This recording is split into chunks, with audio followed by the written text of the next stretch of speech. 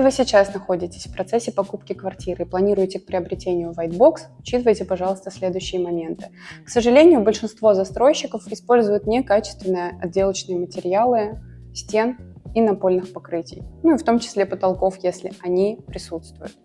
Также большинство застройщиков не предусматривает электрощит на такое количество освещения, которое сейчас диктуют современные тенденции, современные проекты.